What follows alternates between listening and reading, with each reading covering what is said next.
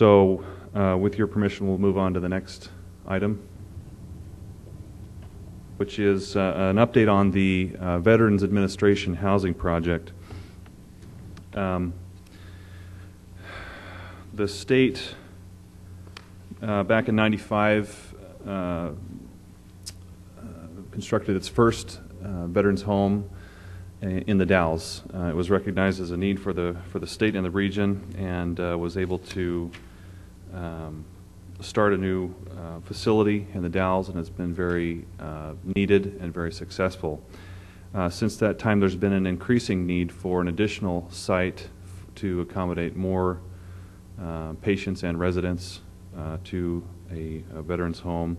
And so currently there is an RFP out for communities within Oregon who might qualify for a new veterans home. Specifically, what they're the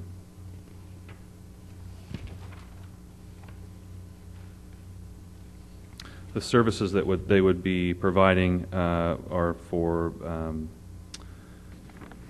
a nursing home, including spouses if needed, as well as an Alzheimer's unit, and any type of long-term care that is needed for veterans. So the criteria that they have right now, and I'm just going to put a slide up right here of our current VA site in Roseburg. Just as you listen to these criteria, maybe think of our site and how they match or don't match. I'll give you a hint, they all match. So the first criterion is it has to be at least 10 acres. The current VA site is about 150, give or take. The specific site that is in mind, and I'll show you a detailed slide here in a minute, but it's just to the east of that circular drive. They're looking to use this site, and it meets easily meets the 10 acres required. It needs to be free from any environmental constraints such as wetlands, protected resources, plants, or habitat sites. There are no wetlands on the site, or at least there's no inventoried wetlands on the site. There are some hydric soils, and there will be studies to determine exactly if there are any type of wetlands that need to be mitigated. But initial glance, based on inventories that we have, there are no wetlands on the site, and so that favors the site.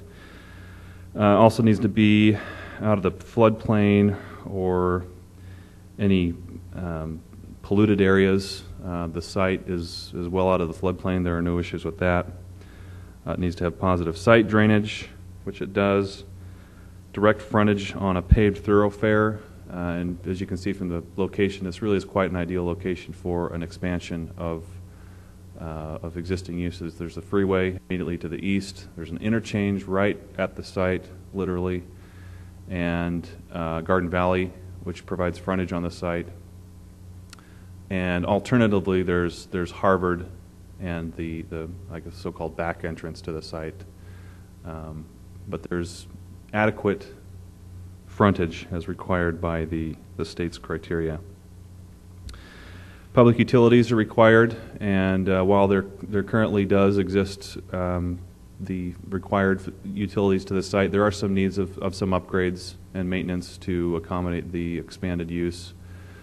But being in the center of the city, it really has what it needs to qualify for the utilities needed.